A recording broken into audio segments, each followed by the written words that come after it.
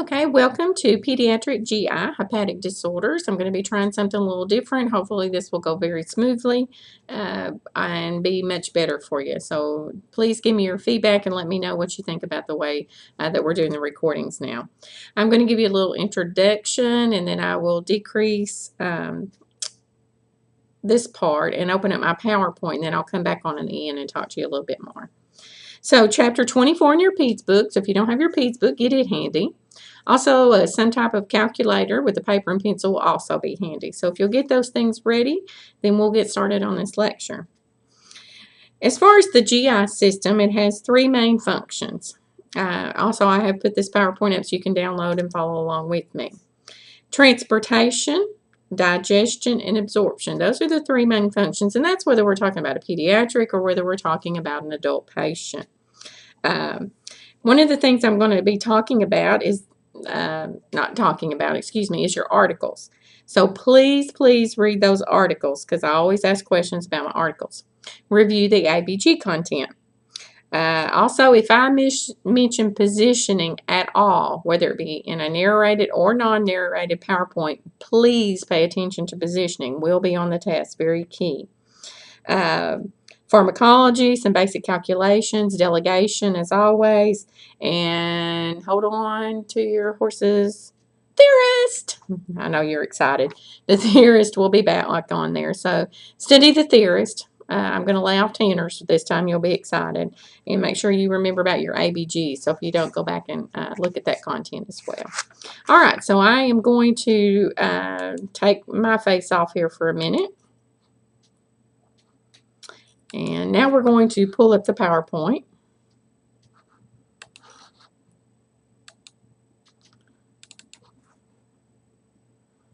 Let's see here. Peds Gi. And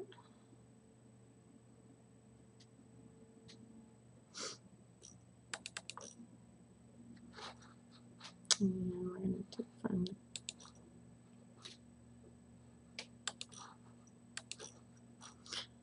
All right, pediatric GI hepatic disorders. Again, make sure you're looking at chapter 24. And I'm only going to record up to a certain point in this PowerPoint to see how it goes this first time. But most of this stuff that I'm talking about so far will be on your upcoming quiz. So GI dysfunctions, when we're talking about alterations in GI dysfunctions, it's sad, but the two most common complaints seen in children right now is viral gastroenteritis and constipation. The reasons we're seeing children with constipation, research supports that we're introducing solid foods way too early into those infants' diet. And we talked about this when we did growth and development. Most of your pediatricians are actually recommending now that we only feed infant formula or breast milk for the first 6 months.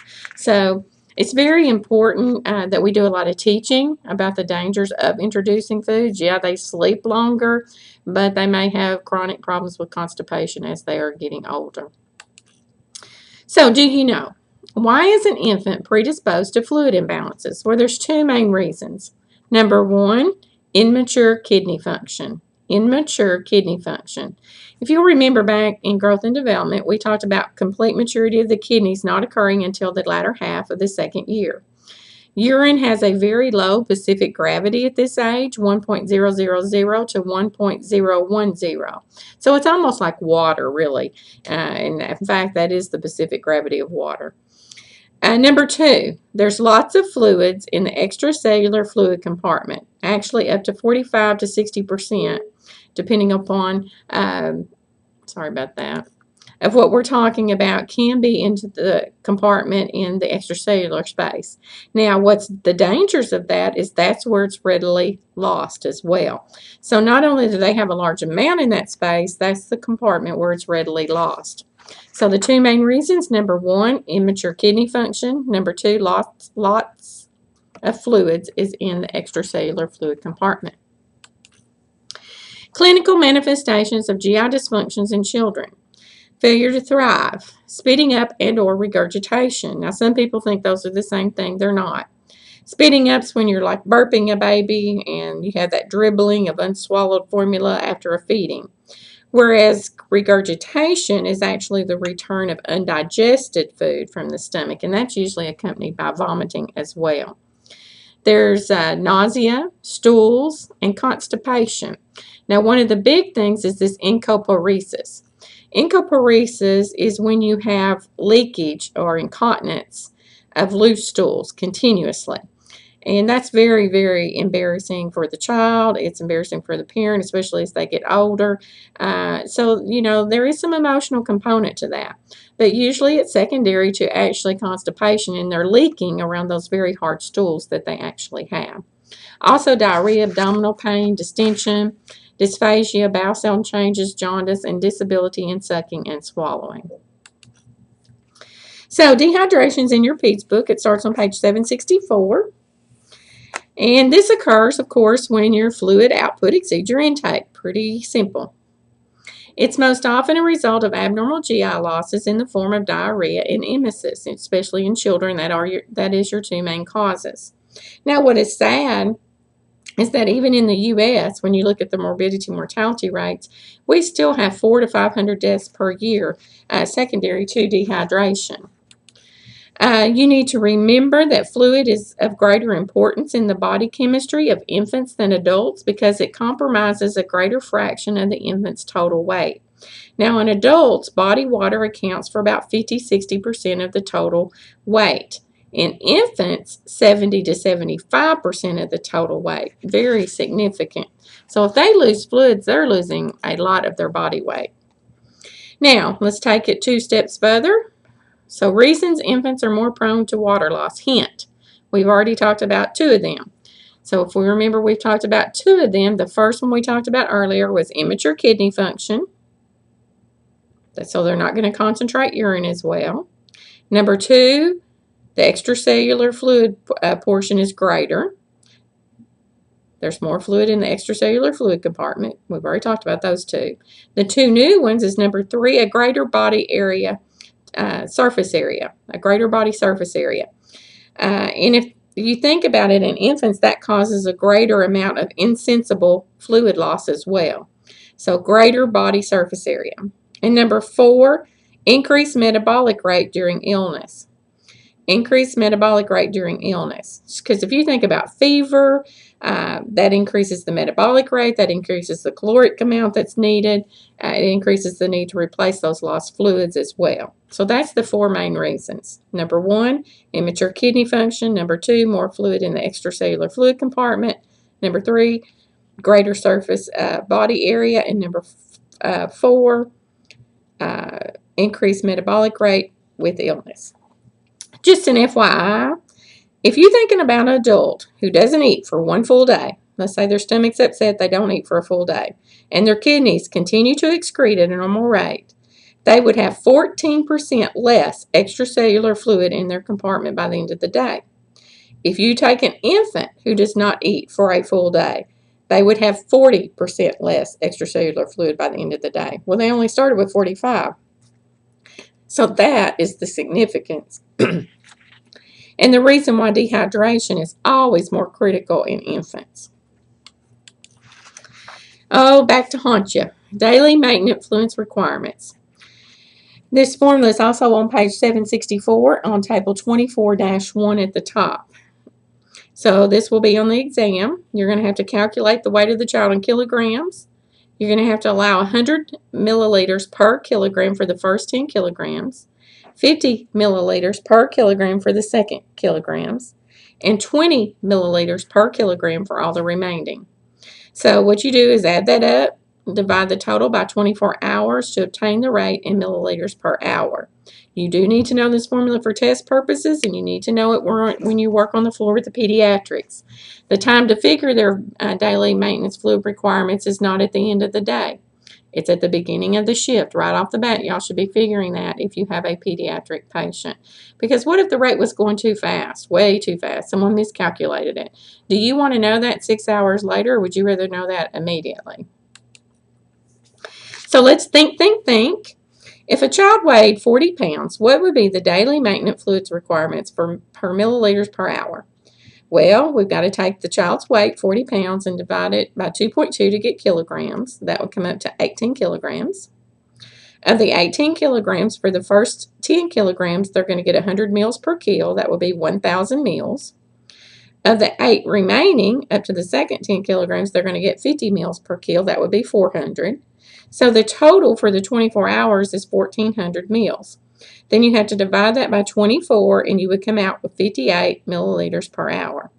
If you don't understand that, please zip me an email, and I'll be glad to help you. So why is this important? Why is it important to get accurate daily weights? Everything that you talk about with peds hinges on having an accurate weight, whether it be fluid requirements, whether it be medications. So very, very important to know accurate weights. Types of dehydration are on page 767 in your book, and they're in blue. 3 main types. The most common, 80%, is isotonic. Isotonic is also called isonatremic because the sodium level is normal. You want to maintain it, and for peds, the normal is 130 to 150 milliequivalents per liter. This is when the amount of loss of water with salt is in balance proportion, so you're losing overall fluid volume, and this is the most common type. Hypotonic, the sodium is less than 130 milliequivalents per liter. You have a loss of more salt than you do water, so you're leaving the serum hypotonic. So anytime you leave the serum hypotonic, you always need to watch for shock. Now with hypertonic, the sodium is going to be greater than 150. Now we have a loss of more water than salt, so that leaves your serum hypertonic. So now we're going to be watched for seizures, changes in mentation is very important as well. So if you want to know what type of dehydration your child has, you always go straight to the lab and you always look at the sodium level. Why the sodium level? Because sodium is the chief solute of the extracellular fluid compartment, and that's where they lose most of their fluid. So let's think about treatment for these 3 types. If you think about isotonic, also known as isonatremic, it results in no fluid shift, because if you think about it, the osmolality is not being affected as much because there's a reduction in the fluid volume. You may see it go up some because they're losing in the extracellular fluid compartment, and you're going to replace that simply then with isotonic solutions. So when you think about isotonic solutions, with there not being a fluid shift, you're just replacing volume, you're thinking about normal saline, lactated ringers, D5W, D5 and a fourth for peds is considered isotonic solutions. Now with hypotonic dehydration, or hyponatremic is also called dehydration, you do have a fluid shift. The intracellular fluid compartment now is more concentrated than your extracellular fluid compartment. So that's going to cause a shift. Now fluid is going to move from your lesser concentration to your greater concentration. So the extracellular fluid would shift to the intracellular fluid, leaving even more profound dehydration. So what do you need to replace it? Well, if you have hyponatremic, then you're going to give them hypertonic solutions. So this would be things like D5.5, D5LR, D5NS, and it may or may not have potassium depending upon the potassium level. Now hypertonic, the sodium level is greater than 150. Now there's a loss of more water than salt, so it leaves the serum hypertonic. So there's again going to be a fluid shift, except this time fluids shift from the lesser intracellular fluid compartment to the greater extracellular fluid compartment, leaving serum hypertonic.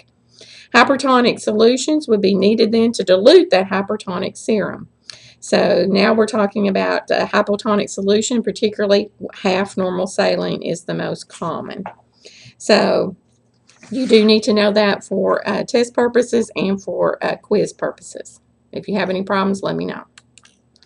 Now, how do we evaluate the extent of dehydration? On page 767, at the bottom on table 43-3, it gives you mild, moderate, and severe. And it says mild is between 3 and 5%, moderate is between 6 and 9%, and severe is 10% or greater.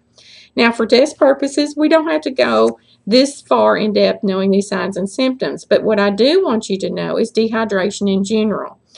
It's really the physician's place to decide the extent of mild, moderate, or severe, but we need to know what to do and to follow the physician's orders as ordered. So how does he know or she know the percentage of loss? This is a FY only. You will not have to figure this for exam purposes. But if you've got your calculators, here's what you would do. Here's the scenario. You would subtract, first of all, the formula. Subtract the child's present weight from the original weight to find the loss in kilograms. Divide the loss by the child's original weight. Then you would multiply that answer by 100 to convert to percentage. So for an example, if a child weighed 12 kilograms on Monday and they come in the clinic on Friday and they weigh 11 kilograms, they've only lost 1 kilogram. What would be their loss? Well, if you figure that out, you should come up with 8%. So if you don't come up with 8%, let me know. Well, what is 8%? The significance of an 8% loss? Well, if you look back over there, that's the higher end of moderate, almost severe, and they only lost 1 kilogram. That's why weights are extremely important on pediatric patients. Now, your book also gives you a little tip to obtain urine, because on infants that can be hard to do at times. We have pedia bags that we place upon them, but it gives you a hint to place cotton balls in the diapers, and while they are wet, you push those cotton balls down into a 10 ml syringe, and with the plunger you squeeze out that urine into a cup. Of course, you couldn't do that with a sterile specimen, but just a regular routine UA, that would work. Just a humor, it's a little bit of humor. Humor is the best medicine. Why did the bag of IV saline need psychiatric help? Why did the bag of IV saline need psychiatric help? Because it was only half normal. Ha-ha. General manifestations of dehydration in children. These are the ones that I said you need to know, the general manifestations. So for test purposes, you need to know these. And they're pretty common. They're what you think of when you think of someone who's dehydrated. The only thing I would add to this is what I mean by behavioral changes. I mean things like irritability, lethargy, confusion, convulsions, and almost can get to the coma state depending upon how bad we let it go. Also, you need to know to assess skin turgor. Well, where do we assess skin turgor on infants? We do that on the chest, on the abdomen, and the upper thigh. Chest, abdomen, and upper thigh. That's the 3 locations that we measure turgor in children. Chest, abdomen, and upper thigh.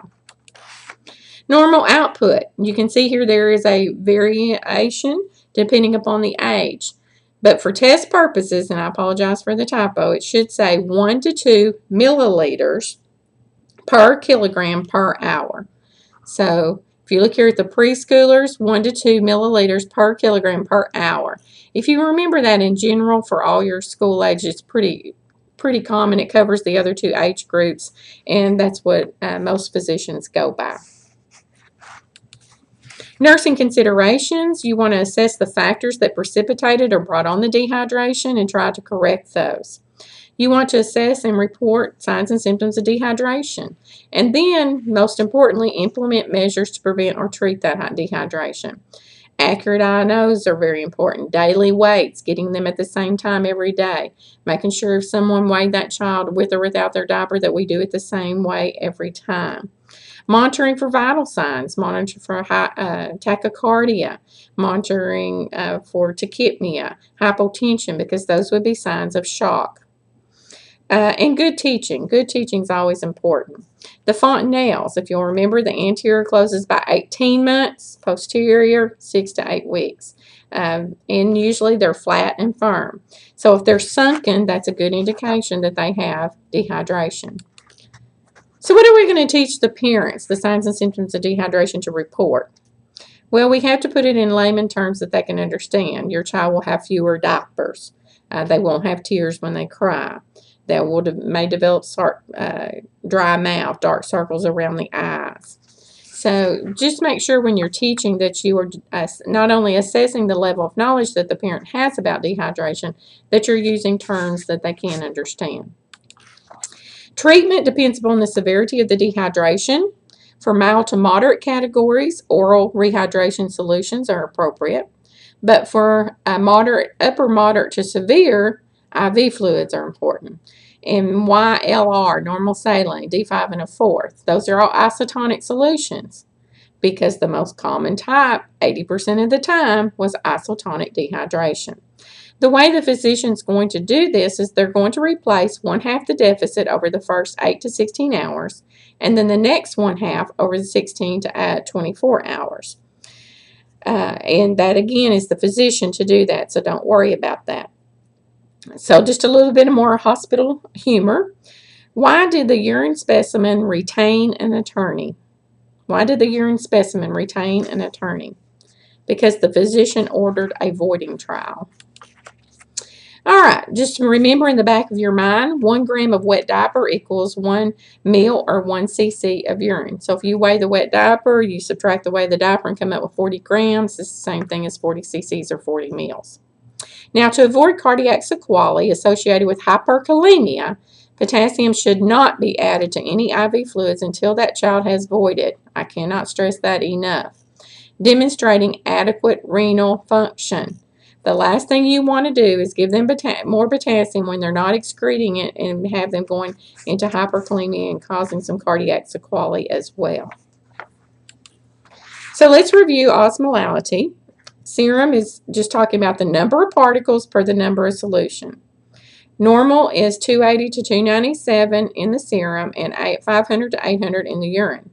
So is serum osmolality usually increased or decreased in dehydration? Well, the answer is depends. Depends upon your type of dehydration. But as a rule, you will see it increased because you have lost some solution along the way, whether it be total volume or whether it be actually losing more of the sodium. But the answer is depends upon the type of dehydration.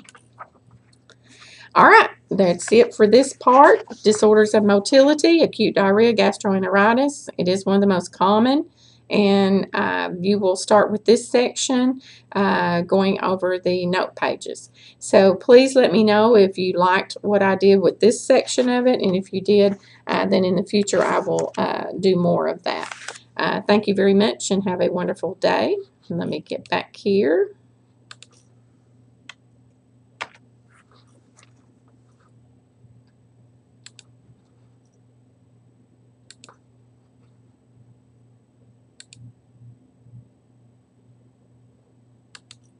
All right, again, if you will just send me an email saying, oh, Miss Candler, I like this method, do it more, or oh, Miss Candler, that was the worst thing you ever did, don't do that again.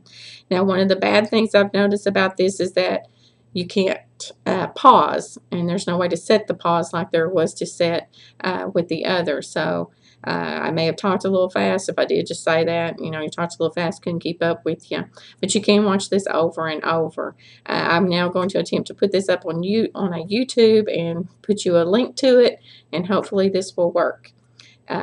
Please, again, give me your feedback. Let me know, and we'll see you soon, I hope. Bye. Don't forget to laugh.